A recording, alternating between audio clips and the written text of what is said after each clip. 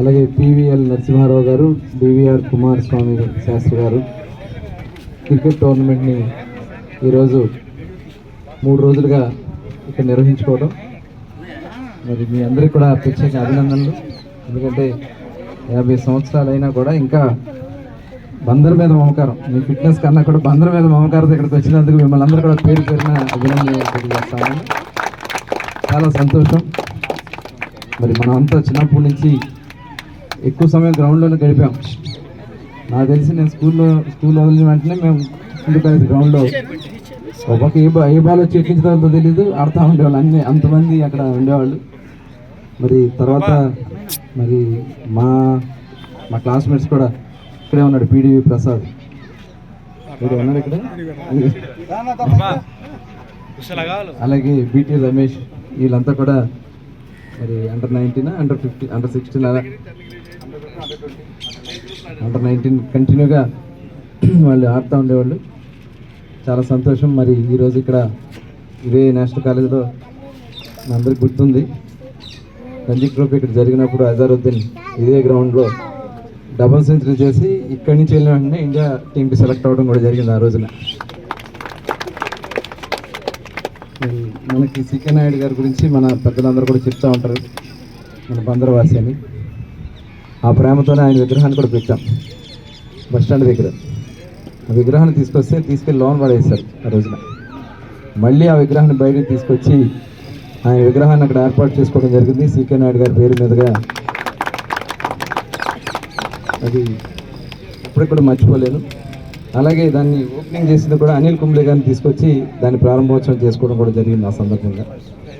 మరి ఇవాళ మళ్ళీ ఒక క్రికెట్ గ్రౌండ్ అన్నా మన ప్రాక్టీస్ చేసుకోవడానికి ఎక్కడా లేదు. నేను క్రికెట్ అసోసియేషన్ చిన్ని గారు, నేను సతీష్ గారికి మనకి ఎన్నిక ఉండడం జరిగింది, సెక్రటరీగా సతీష్ గారు. మరి చాముండి గారు కూడా నాకు మొన్న కలుస్తడం జరిగింది. వీళ్ళందరినీ కోరాను, బన్స్లో మచిలీపట్నం కావాలి, మాకు ల్యాండ్ ఇస్తే మేము చేస్తా ఉన్నారు. బందర్కోట రోడ్డు పక్కనే ఒక 5 ఎకరాలు ఐడెంటిఫై చేస్తాం. త్వరలోనే దాన్ని స్టార్ట్ చేసుకోవడం జరుగుతుంది. అక్కడే మనం ఇలాంటి టోర్నమెంట్స్ కూడా మీరు వచ్చి ఎప్పుడు కావాలంటే అప్పుడు ఉండే విధంగా దాన్ని మెయింటైన్ చేయటం.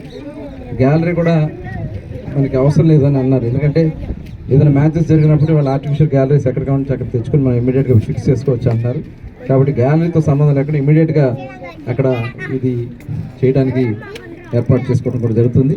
అట్లాగే ఇక్కడే ఇప్పుడు ఈ రోడ్డుని స్ట్రైట్కి వెళ్తే చల్లపల్లి రోడ్లో కొద్దిగా అక్కడ గోసంగం దగ్గర 13 ఎకరాలు లాస్ట్ గవర్నమెంట్లో మేము ఏర్పాటు చేసి ఖేలో ఇండియా నుంచి 13 కోట్ల రూపాయలు, 8 కోట్లు సింథటిక్ అథ్లెటిక్ ట్రాక్, అలాగే ఒక ఇంటర్నేషనల్ స్విమ్మింగ్ పూల్ 5 కోట్లు, మొత్తం 13 కోట్లతో ఆ రోజున అనిల్ కుంబ్లే గారితో ప్రారంభించుకుంటే దాని తర్వాత వచ్చిన గవర్నమెంట్ ఆపేశారు.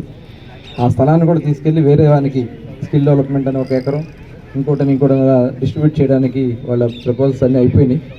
మళ్ళీ మేము వచ్చిన వెంటనే క్రికెట్ స్టేడియం ఉండాలి మచిలీపట్నం అని చెప్పి ఇమీడియట్గా అవన్నీ కూడా క్యాన్సిల్ చేసి మళ్ళీ ప్రపోజల్తో స్టార్ట్ చేసుకున్నాం. డిపిఆర్ తయారు చేసి మళ్ళీ ఖేలో ఇండియాని పంపించి ఆ రోజు మరి 13 కోట్లతో అయ్యేది ఇవాళ దాదాపు 18 నుంచి 20 కోట్లు అవుతుంది. అది ఖచ్చితంగా ఒక 1.5 year 2 years లోపు కంప్లీట్ చేసి మచిలీపట్నం ప్రజలకి అది కూడా అందుబాటులో తీసుకురావడానికి ప్రయత్నం చేస్తాము. ఇలా కొన్ని కార్యక్రమాలు చేయడానికి సపోర్ట్ చేయాలి. ఈ కాలేజీ ఒక కబంధ హస్తాల్లో ఉంది. ఈ కాలేజీని వాళ్ళ నుంచి వదిలించడానికి ప్రయత్నం చేస్తున్నాం. అది కానీ అయితే ఇక్కడ మొన్ననే గౌరవ ముఖ్యమంత్రి ఒక పాలసీ ఇచ్చారు, గ్లోబల్ క్యాపబుల్ సెంటర్.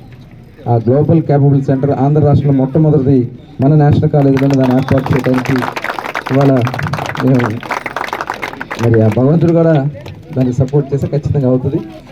దానివల్ల ఒక ఇంటర్నేషనల్ ఇన్నోవేటివ్ సెంటర్స్ ఇన్నోవేషన్